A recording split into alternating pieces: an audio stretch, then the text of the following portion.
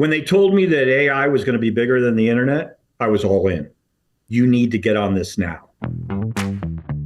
You're listening to the Endless Customers podcast, brought to you by the team at Impact. Endless Customers is the proven system to become the most known and trusted brand in your market. If you want to start to learn the principles of Endless Customers and how you can implement them in your business, pick up a copy of Endless Customers, a national bestseller wherever books are sold. Ready to start implementing Endless Customers in your business? Talk to Impact about how our coaching program can help you implement Endless Customers to success. And if you want to experience Endless Customers in person, do not miss our upcoming conference, Impact Live, August 18th through 20th in Hartford, Connecticut. There are limited spots available, so make sure you register today. And now, onto the show. Here's your host, Alex Winter.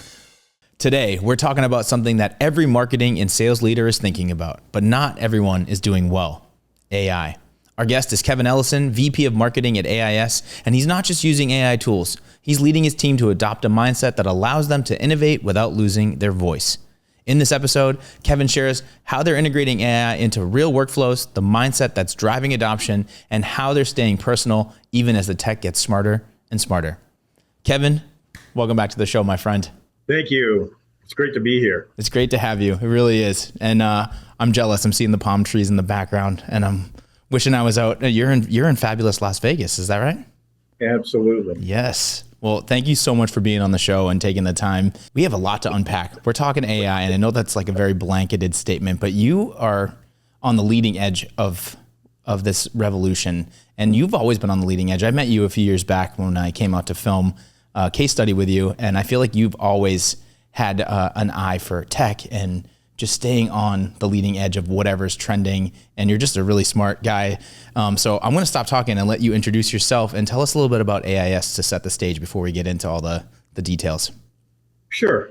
Thank you. And thanks for the great compliments. But so I've been here at AIS. I've always been marketing technology companies.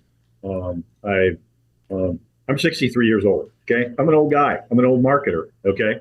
And I came to AIS, I just had my work anniversary, 8 years now.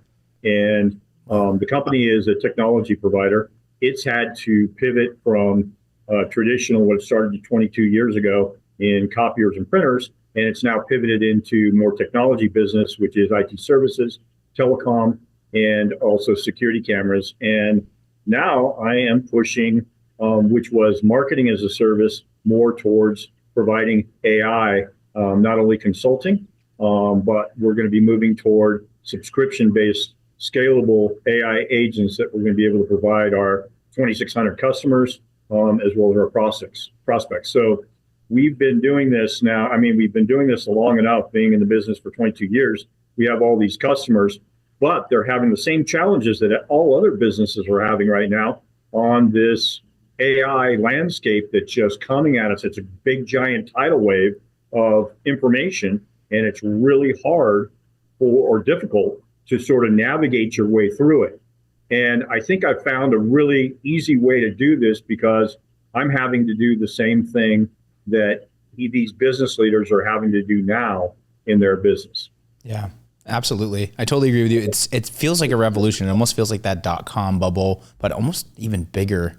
And it can be very overwhelming at times, but I think it doesn't matter what industry you're in or what age you are or all that stuff is irrelevant. It's more about the mindset. So I'd like to talk a little bit about how you got your team and the AIS company to adopt AI and how you started to get everybody to ride the proverbial wave and get into the right mindset for being open to this.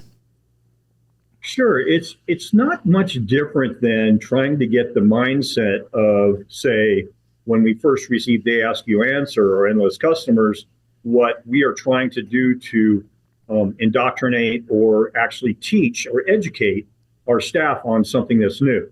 Now, I picked it up really quickly, and I did because I started business back 30 years ago where I didn't have a cell phone and I didn't have the internet.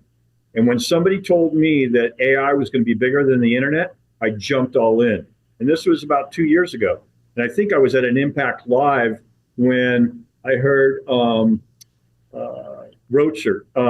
Oh, yeah, Paul. Mm-hmm. Paul Rocher, right, who's the head of the Marketing AI Institute. And I got to meet him. And when he had his presentation, I looked at that and I went, wow, I really got to get going.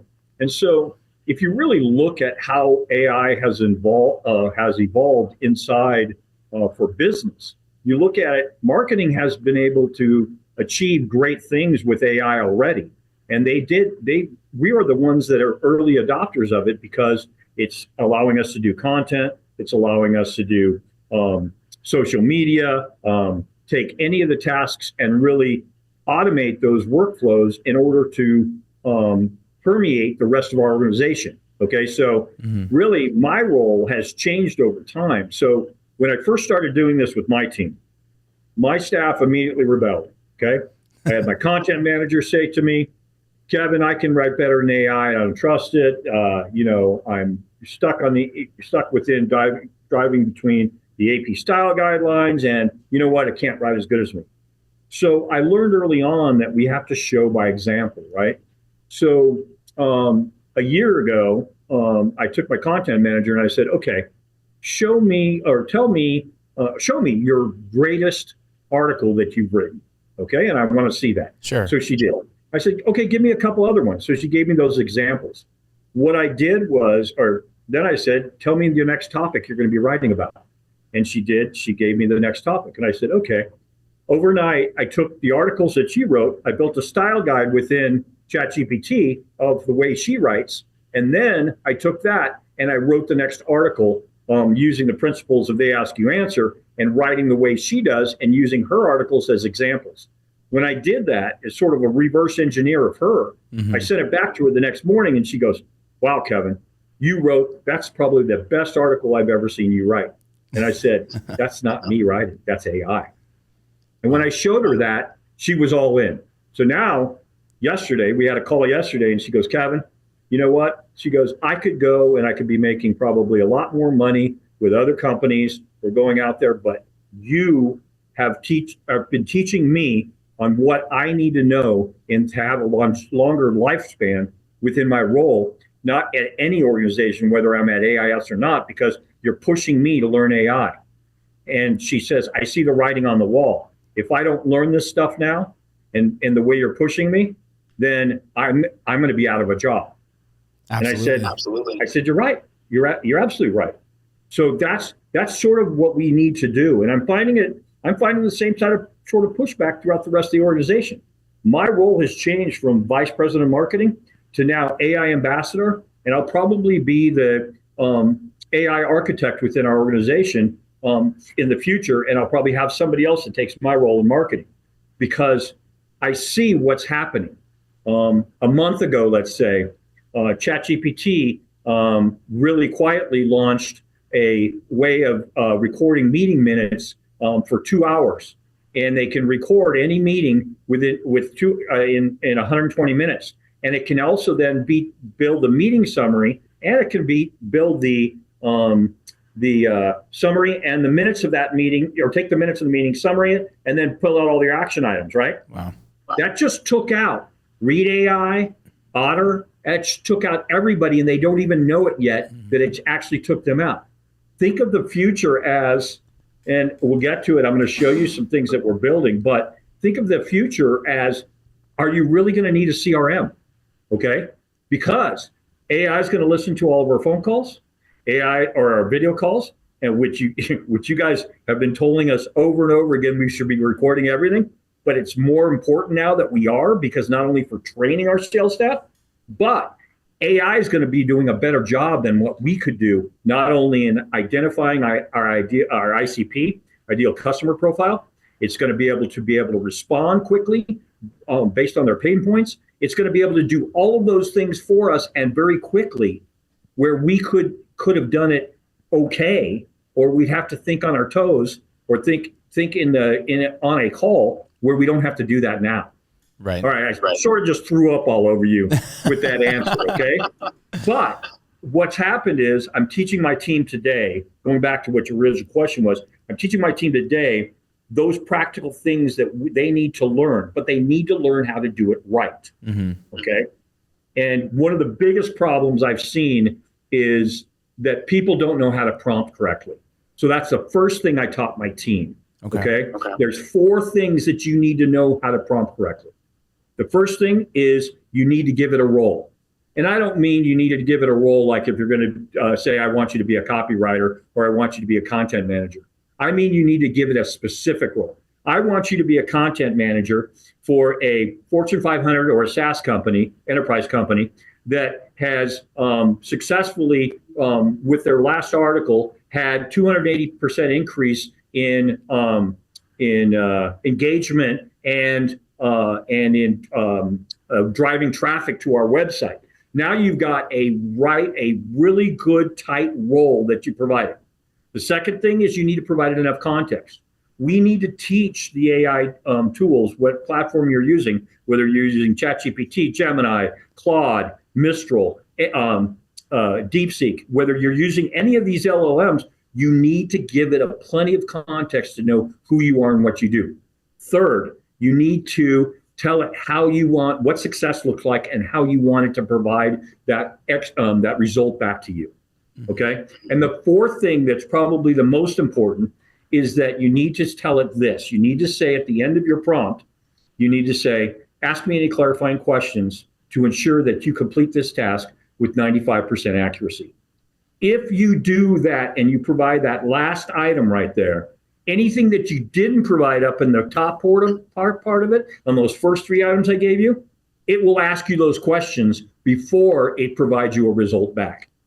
Okay. But most people don't know how to prompt. And the reason for that is because every time we prompt an LLM, we get a result back. Okay. And so you don't know how good that result is. Yeah, a lot of people take it at face value. They get a response and they're like, okay, great, perfect. And then they move on. They don't really question deeper. And that's because we don't know what we don't know. True. Right? That's true. So I have custom instruction sets and I've written now prompts that are maybe 2 or 3 pages long to get really great results out of them. But what I've taught ChatGPT, or I've taught Gemini, and I've taught Claude, is that when they're responding to me, I want hard truths, hard facts. I don't want any BS. I don't want them to sugarcoat anything. I want them to play devil's advocate. I always want them to ask me the tough questions. But you need to tell it that, because you know what? The LLM wants to please you by providing you a result, and a good result. Right. No, that makes total sense. You're clearly passionate about this. Oh, you think? I love it. It's just oozing out of you, man. I love how passionate you are about it, and very knowledgeable too. And there's, just in what you just said, there's a lot to unpack there. But I think one of the key takeaways for me, I really loved how you're leading your team by example. And the idea here is it's similar to the Ask You Answer or Endless Customers, where if you don't have buy-in from the top down, it's not really going to work. So for you to use these tools and set the tone, set the example, help guide and teach the rest of your team, you're getting that buy-in. And it sounds like the buy-in is really paying off. And I'd love to hear a little bit more, like, what other tools are you using in your day-to-day? We heard a little bit about your content manager. How much time do we got? How long is this episode going to be? Yeah, really. I mean, so we've got the content manager. So then we also, what I do is they can be really overwhelmed. I know my team could be overwhelmed because there's so many tools out there, right? Right. So I have a list or a group of followers that I follow, right? That I follow online. And I'll be glad you put that in the meeting notes or whatever you want to. But I follow Jonathan Mass, Nate B. Jones, Sabrina Romanov. I follow these people, and I follow them in social media on TikTok and Facebook and Instagram. Excuse me. And each of these people, and I have more than that. I have a number of them that I follow. But I'm a senior, okay? I wake up really early in the morning. It's not really rare for me to wake up at 3:30 or 4 o'clock in the morning. Okay. So before I go to the gym or before I go to the pool to swim, I'm actually scanning what they've said in the last 12, 24 hours of what they're showing us, even what's coming out with the different LLMs. But what I do is I scan those, and I only take the best, and I put that into our messaging system. We use Microsoft Teams here, but if you have Slack or anything else, I take that role as I want to give them what the cream of the crop is for them to check out and see what those tools are. Now, there are so many tools when people are putting layers on top of all the different types of LLMs, right? And they're coming out with these tools that can do this or that when it comes to marketing projects. Yeah. I'm really a traditionalist about, I want to learn how to do things ourselves by doing them, by prompting, by us creating the workflows and the automations using either Make or N8N to build agents, because I think it's really, we need to control that.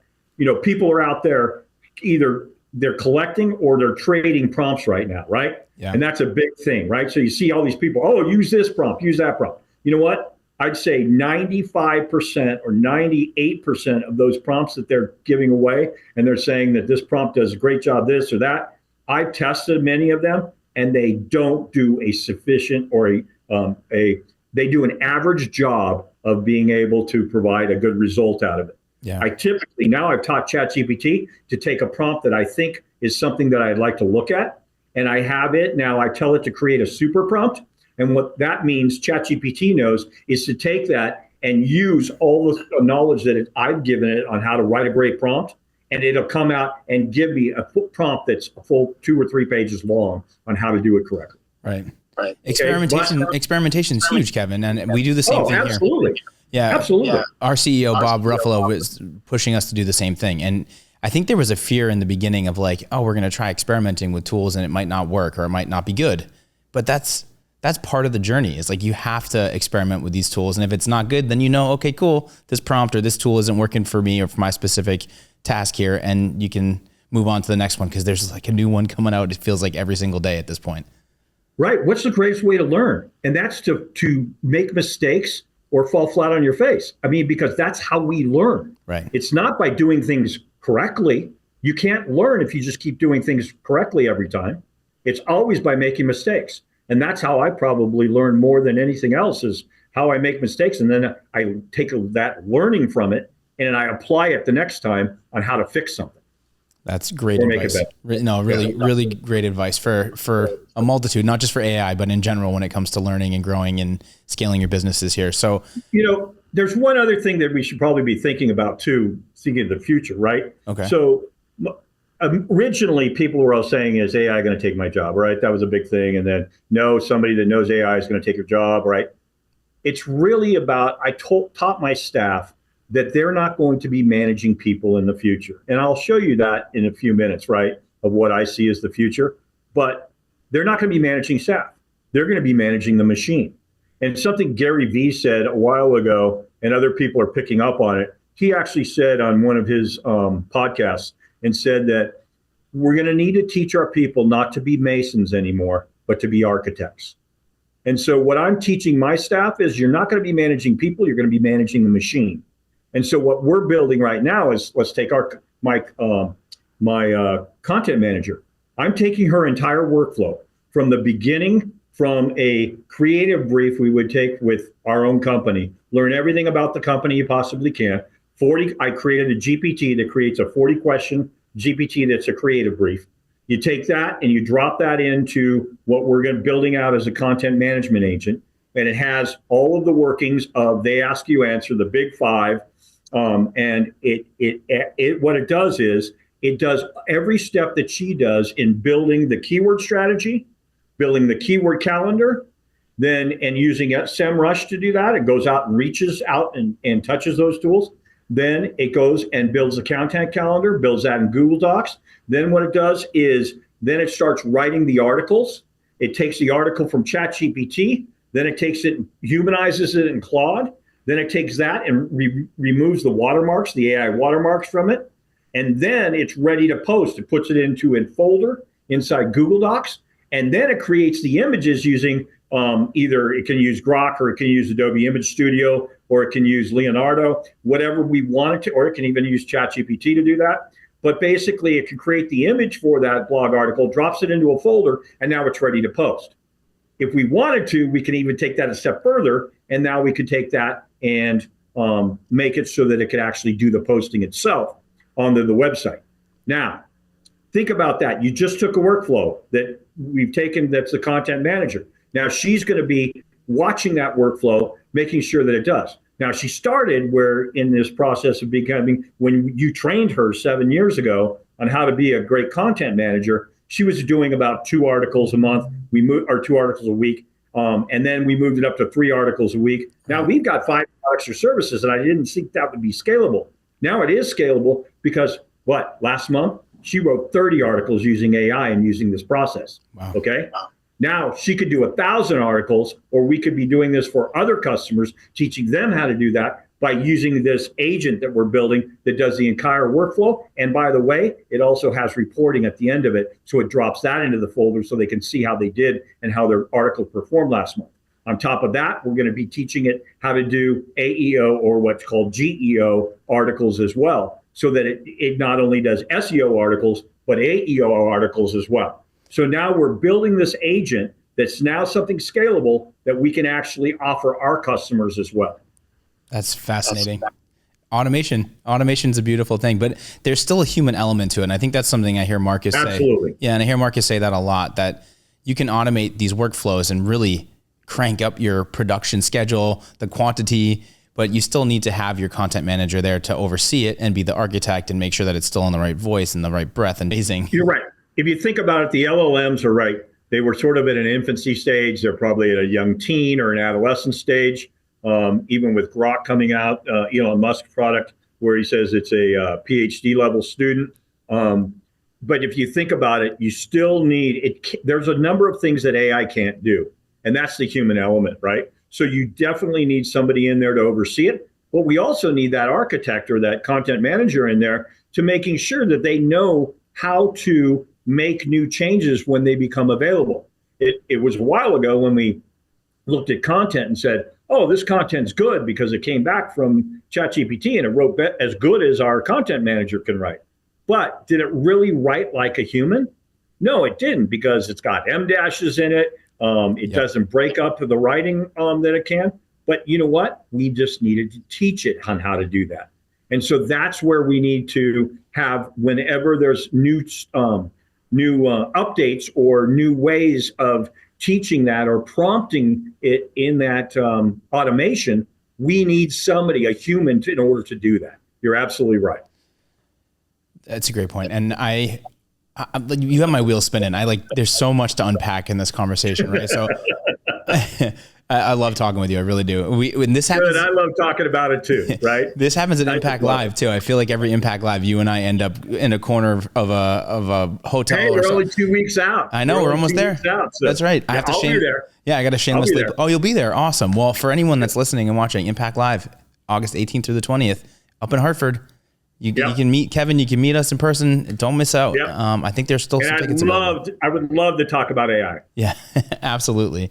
So I guess my next question, or where I want to go with this, you certainly have done a ton of legwork and testing. How does this affect day to day? So like your content manager we talked through that whole workflow. What about like your videographer? What about other pieces of your content train, social media? Like how does that affect the rest of the ecosystem? Well, hey, that's a really good question. And so I told them that the first agent that we were building, this content management system and taking her workflow and building that out, was going to be the first thing. But again, it was the slowest thing because we had to learn how to do that. In fact, I'm now taking a mentorship class over the next 2 months on learning how to build my own N8N workflows. Wow. So I'm working with a guy from Upwork here in the US that's helping me build this out right now, but I'm learning the ins and outs and doing this, right? But I want to learn how to build my own workflows and build my own agents, okay? Mm-hmm. Because there's agents, there's MCPs, there's even RAGs that are going to want to build. And don't get me started, because that's a whole nother rabbit hole not to go down. But so I've also at the same time, we have daily scrums. And so at the same time, while we're going through this process of building this, I am now having our videographer and our social media strategist, I'm having them all of us converse on seeing how we're going through this process. Because the next step will be probably social media, and it'll probably be video shorts. Because my goal is to take something like the creative brief, and then we have content that goes out and builds different types of content. Then we have social media that we develop. Then we would have video, and video would be not only for the content portion of it on the website, but it's also going to be shorts for social media. And then you're going to have social media, but it's all going to be the same. It's not going to be the same, but it's going to be a different compartment of that whole system we build for marketing. Right. It's very much what the coaches here at Impact teach when companies are implementing endless customers.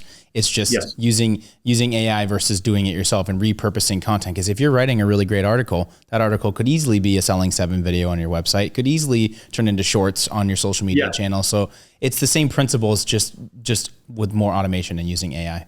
And you know what? It really goes back to having the foundation of knowing how to develop something really well. Let me give you an example. I spoke to one of the experts in AI, and I said, hey, Jonathan, I said, how come somebody like my age, 63 years old, is getting more out of AI than anyone else that I see? And I see a lot of kids diving into it, but they just don't get it. And they really don't get where it is and where it's going. And he said, and he's 50 something himself. He said, you know what? The 50 plus people have so much business experience. They're getting more out of AI because they can put that experience into the LLM in order to get a great result out of it. Okay. Now, let's take something like endless customers. Okay. If you don't have the framework on how to build great content that Marcus teaches and your staff teaches us and what we've learned from all of your team, if we didn't know how to do that, we would just be putting out content. Okay. And I see it all the time because I talk to a lot of business leaders and they said, oh yeah, we just want to create a blog post, but they don't know the value of creating really great content. Now, if you know that, you can now apply that into a AI agent or an AI workflow. And now you've got something, okay? You've got something of real value to your audience and to your organization in order to build trust with your prospects and your customers. That's the key here, is that you need that foundational approach in order to do it. You can't just say, hey, I know how to build agents and go, because I see that every day of these kids building agents, but they really don't have that human or that foundational methodology on how to build them the right way or for it to provide a really great result. Yeah, those are excellent points. And it's funny, it almost seems like common sense when you say it that way, but until you just said it that way, I just had that that makes total sense to me. I had the aha moment. And I think too, people that were around and doing business before the internet are really starting to see, or were the first ones to see the writing on the wall with AI. It's very similar in the sense that this is going to help you do your job better, and you can apply that experience to your point and really leverage it to your advantage. And I think that's a really interesting angle there. So with that in mind, you said that you had some show and tell stuff for us, right? Is that sure? Yeah. Let me tell you one of my pet projects that I'm doing on my weekends. Right? Okay, cool. So here's one I shared with Marcus. Okay, but I'm going and I'm building it right now because my brother was an executive of a Fortune 1000 company. Right, he was a CEO of one. Okay. And so he's retired now. He just recently retired, and he goes, "But I want to live my life for you in AI, Kevin." And I said, "How so?" And he said, well, I just got a PDF file in from MIT Sloan that said this guy from India had created his own personal board of directors. Okay. And so I read the white paper, I got it, I learned it, and I said, okay, how would I build this in AI? Because he said, I want a personal board of directors. And I said, do you know who those are? And he goes, I'm thinking through it. I said, I need you to start figuring out who you want. Because this guy had used Nelson Mandela, Oprah Winfrey, Elon Musk, Steve Jobs, Berkshire Hathaway, Warren Buffett. Yeah. But he built all these people for business. And so then after having that sort of interview and discussion with my brother, he said, you know what? I'd like a board for business. And then I'd also like for business and talk to them about business. But then I'd also like one for philosophy. And I'd also like one for travel. And I said, okay. And he said, but I said, the way I'd want to do it is I want this personal board of advisors or directors that I want to be able to throw a topic into them. And I want them to be able to, all of them have a discussion in order to do this so I can watch the discussion before they come up with result and analysis back to me. And he goes, that would be awesome. Can you do that? And I said, I think I can build an agent to do that. So what I've been doing is on my off time and weekends when I'm just having fun is I've been having discussions with ChatGPT and also Grok and also Claude. And I've been having a lot of voice discussions with them on how I go about building this board of directors. And they're teaching me on how I would use deep research to take videos and interviews and all of this where I could compile this information on maybe my brother wanted what's his name? The French leader, Bonaparte. He wanted him to be on his business board of directors because he's so great at establishing the framework of the government. And so he wanted that person in there because he wants different people to look at different ways. So I need to find out how I could extract that information by getting their written works on doing this in order to do deep research, in order to build a dossier on how they would react to the others in the group. So to show you what I'm doing for AIS. So several months ago, I saw the writing on the wall of where we're going with agents and where things are going. The first thing, one of my first pet projects was it's about solving business problems, okay? And when I say solving business problems, I wanted to take something small, like let's say our sales staff doesn't know how to post on LinkedIn. They don't do enough of it, or they don't do it at all, and they just don't have the time. They may be lazy. They may just not know how to do it. They don't know the best practices for engagement. They don't know all these things. So one of the first things I went out and I built, and I'll be glad to share it with you, is a workflow automation in Make. And what I did was I saw others that were building sort of these workflow automations, but this is a very simple workflow automation. But what I wanted to do is our content manager creates these blogs every week, and then we send these links to our staff and say we want them to post them, but they weren't doing anything with them because they didn't know how to post them, right? So what we did was we created a workflow automation, but I wanted it in their own style and their own voice. So what we did was we built a style guide. I built a GPT that can take anything that they've written or somebody that they maybe that they like to read on LinkedIn that they want to personify. And in fact, I'll tell you right now, one of our senior execs says, hey, or one of our senior salespeople said, I don't write really well on LinkedIn, and I don't do enough of it. But what I'd like to do is I really like reading Marcus Sheridan. So I said, okay, let's build a style guide on Marcus Sheridan. So what I did was I screen scraped, and I screen scraped 15 of articles of the last 15 articles of Marcus Sheridan. I threw it in my GPT. It built a style guide. So now I have a style guide. It's just a spreadsheet inside Google Docs. It's a style guide for one of our salespeople, okay? And if, like, for myself, I have 15 posts. I've got many posts, right? So it was able to build my own style guide off of that. Then it injects best practices in that style guide.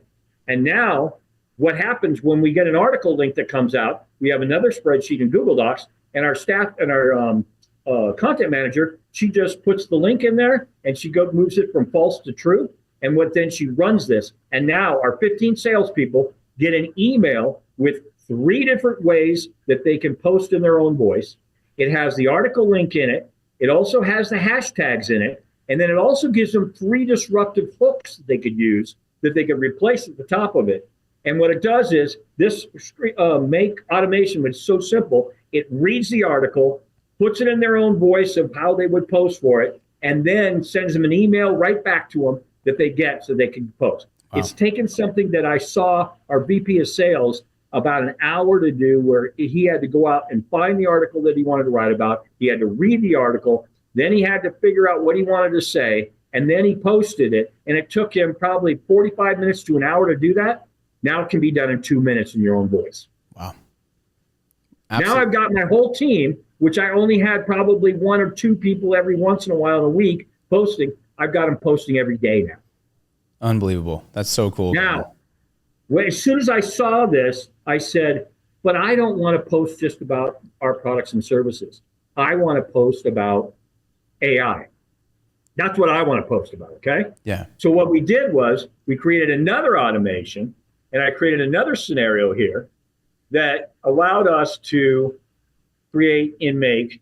And what it does is I can now find an article, and I can take something from Forbes or TechCrunch or OpenAI, or I can take anything along that. Sure. And what it does is, here, it takes something where I just email it from my Outlook. I email the link to this, to an email address, okay, that we've created in Gmail. It reads the article from that link. Then it goes to the style guide, it puts it in its own voice, and it immediately spits an email back with me the same way, with 3 different ways to post it, with the little icons and everything in it, and it's using best practices in order for it to, and now I can post on a regular basis really easily on anything that I see that I want to go out and post about. Very cool. Wow. Okay, now let's take this a step further. When I was talking about building agents and the reason I want to go through a mentorship program, Yes. let me show you. What I did about 7 months ago was I looked at our organization and I said, okay, this looks like a normal org chart, but it's not, okay? I first looked at all the different types of tools that we use, okay?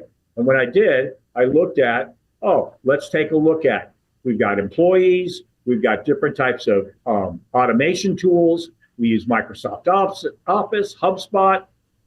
We use Salesforce as our CRM. We've got HeyGen for video. We use Power BI in Microsoft. We use Canva. We use SEMrush. We use all these different tools, okay? Now, what do I want to do in order to build an agentic AI organization? Because this is the future. Well, I'm going to need for our CEO or president to have a chief agent, and I'm going to need a multi-context protocol, a chief multi-context protocol. What that does is it talks to all the other MCPs here, and the MCPs, they talk to the agents, okay? Then I wanted to do is take all of our different departments. So I started with sales, and I built out from the head of sales, I built out individual agents that we would need. Now, I did this 6 or 7 months ago, and some of these are going to be changing pretty soon because I'm learning more about each department. But what I did was I built a GPT that I could interview each of our department heads and say, okay, let's talk about the workflows for each of your staff. And now let's start talking about what agents we could build. Now, I did this all the way from sales. So we've got outside sales, subject matter experts, inside sales team, our proposal team, and our admin function. And now I've built agents for all of those using a variety of tools. And then I went, because I know marketing so well, I did the same thing for the head of content, and that's video and written content. I did the same thing for demand gen. I did the same thing for social media. I did the same thing for marketing operations, okay? And I'm building all the agents or identifying all the agents so they can be built. Now, I haven't done it for our apps department, IT services, and telecom, because I don't know enough about them, but they'll be placed into this. And then I also built it for finance. I also built it for our customer service team. And then I've also built it for HR. And now we've got, when you look at it, we're building a giant agentic AI organization that can all be talked to by each of the heads, these MCPs and the head of sales. All he has to do is use a voice chat GPT where he can be using an MCP, multi-context protocol, that he can actually talk to him and say, hey, can you give me that last report or drop into my inbox what our staff did in sales last month and tell me how we can improve on these things. And all it's going to do is go out and talk to the agents in order to do this. This is the future. Wow. This is what every company should be building right now or looking toward in the future, because this is really where it's all going. And I didn't get this idea just out of the top of my head. I've looked at experts. I mean, I went to a company called Conductor AI. I remember that. Yeah, Conductor. Mm-hmm. Yeah, Conductor. And they were the first ones that came out with this. And you know what? The way I actually figured out how to do this was I took something that they had.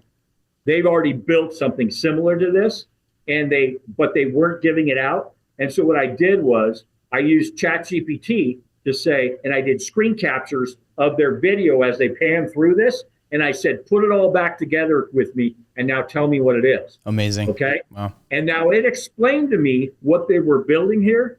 And then I had discussions over 2 weeks on walks with ChatGPT And she and I say she because I have a female voice that I talk to, but and that's what she personifies. But we had these discussions on what I was wanting to build and what we needed to build for the future. Incredible. Absolutely incredible. Thank you so much for letting us peek behind the curtain there a little bit. That's really cool. Absolutely. Yeah, and for everybody, but that's something we all need to be thinking about. It is something we all need to be thinking about, and it's got me thinking. So you put in a ton of R&D, a ton of research. You spent a lot of time clearly learning the tools, implementing the tools, building out this whole workflow. What kind of results are you getting? And like, how is it like on the other side? So we've seen a lot of the front end and the build out and the architecture stuff. What are the results that you're getting? Well, okay. So early on, I'll give you one result that I did over a year ago. So I took something that's probably every marketing person or any marketing agency has done in the past, where you've gone through the process of building an identity for an organization, right? I had two pharmaceutical companies. Well, I had one pharmaceutical company come to me, and they wanted to build an identity for this new pharmaceutical startup. And this was a year ago. And I used AI. I didn't want to tax my team because AI was something new. I mean, and they were still scared of it and feared it at that time. Right. So what I did was I took it on all my shoulders to do it myself. And something that would take probably 3 or 4 months to do, where you'd have to start with identifying the name of the organization, to building out the logo and the brand, then building out all the colorways. Once you did it in black and white and they had something, you'd have meetings with them with feedback, and then you turn around and give them more. And you do this going back and forth. In about 3 months, you'd have a complete identity kit and brand style guidelines. And you'd have their creative brief and everything that you built along with that, right? Okay. This was a 6-figure process or price tag for this new pharmaceutical startup. And it wasn't just a small 6-figure. It was a pretty good price, or a pretty good investment proposal. Yeah, proposal for them, right? And that they had the budget for. I'll tell you right now, and it took me 8 hours to build this. Okay? I could not go back to the customer and say next day and say, hey, I did this on my weekend. Here you go. All right? I had to take them along through the process that a normal business would, but I shortened it. And within 2 weeks, I had given them, and I sort of had to take them through the process. And even though it was a shortened process, I sort of had to take them step by step through it. But I was able to show them everything from what the logos that they would be seeing and that they could provide feedback on, all the way through to the packaging of their pharmaceuticals. And I could do it all in one meeting. Yeah, that's a lot of ground to cover in one meeting. Yeah, typically. It is. Typically, but yeah. Think of the feedback that I got, and I was able to take all that feedback that I, had from them and record that into AI and come back and say, okay, this is what you want. And in fact, that's how we got there really quickly with them. All right. So that's something that, and this was a year ago using the tools. Today, the tools are even much better to do this, right? Absolutely. I mean, you can take right now, and I can do a workflow within ChatGPT and GPTs to do this, where I could take something and go all the way to an ad campaign and do this really quickly. But I didn't have that. I just have the tools to be working on. So that's one way that it could be. The other is you need to start with a simple project and a simple business challenge and fix that one at a time for each of the departments. You need to do that not only for your business, but you need to do it for each of the departments to show your value, because they're going through this process. They don't understand how powerful this is. So really, you really need to take baby steps in order to get them to have that buy-in. Okay. And the way I look at any AI project that we have coming up, 1, can it create more revenue for us? 2, can it create more gross profit margin for us? Okay. Or 3, is it a nice to have where it can provide us more insight into the business? If it can do one of those 3 things, that's how I identify what the priorities are. Got it. Wow. And it sounds like results wise, it's just way faster. So you're and way better, not just faster. It's much more efficient and better than a human can actually do if you train it right. Yeah. But you have to take the time in order to build it right. Yeah, that makes sense. sense. And that goes back to you guys teaching us what we've learned with Endless Customers. I constantly go out and find out what the best practice is for anything that I'm going to build in AI in order to put that inject it into either the prompting or into the project or the GPT or the gem or the whole workflow automation. Yeah, no, this has been an incredible conversation. I feel like I have so much to unpack and I need to go experiment a lot more. I feel like I've been experimenting a lot, but you're making me look bad, Kev. I'm like, you're just 100%, 110% into this. And I really feel inspired. And I hope a lot of people out here watching and listening are inspired as well. Well, I got to tell you, it feels like Christmas every day because I get a new tool or a new way of looking at how to use things. I can't wait for ChatGPT 5.0 to come out because I've seen what Grok can do with the Grok 4.0 and all the new advancements of what Claude's been doing. So it's like every day I get a new Christmas present that I get to go play with and I get to toy with. So that's why I'm so passionate about this. Yeah, it's really exciting. And I know what it can do for our organization as well as our customers. Absolutely. So with the few minutes we have left here, this is my favorite part of the show. What's the one thing we covered a ton of ground. You showed some really cool tools and some really cool workflows. What should business leaders and CEOs and people that are listening to this show take away from this conversation that maybe you're not as entrenched in AI as you, or maybe haven't even really started to mess with AI and need to really get on the train? What would you say to them? Yeah, so I'd say this is how I did it. And again, I'd say I make mistakes all along the way, but you're not too late to get into AI, okay? Nobody's too late to do it, okay? I would say immerse yourself, okay? Just like any marketer has ever done in anything, what we've had to do is we immerse ourselves in it, we learn how to use it, and then we take that and everything in the business experience we have, and then we apply that, right? And we've had to do that because our customers have changed. We always have to redefine ourselves. So that's the one thing. The other thing is you're only limited by your creativity when it comes to AI, okay? So if you immerse yourself, you learn how to use the tools properly, okay, and efficiently, and then you adapt for what it is that you're going to use within your organization. That's what you need to do. Couldn't have said it better myself. That's so true. And don't be afraid. Don't be afraid to fall on your face, to make mistakes. That's where the beautiful things happen. That's the magic. No, absolutely. Yeah.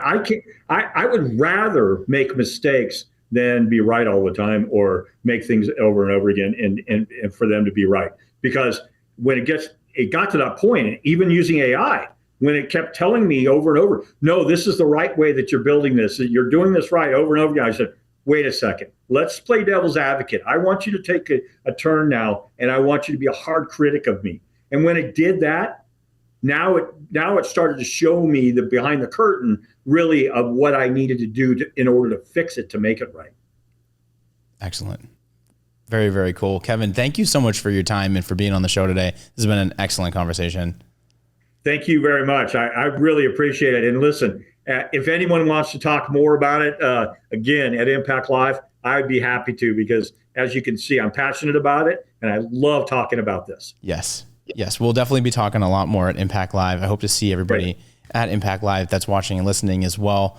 Thanks again, Kev. And we'll definitely drop all your info in the show notes so that people can reach out if they have questions, if they want to check out what you're doing. But absolutely, or reach out to me on LinkedIn as well. Okay, cool. We'll do that for sure. Thanks again. And for everybody out there watching and listening, this is Endless Customers. I'm your host, Alex. Catch you later.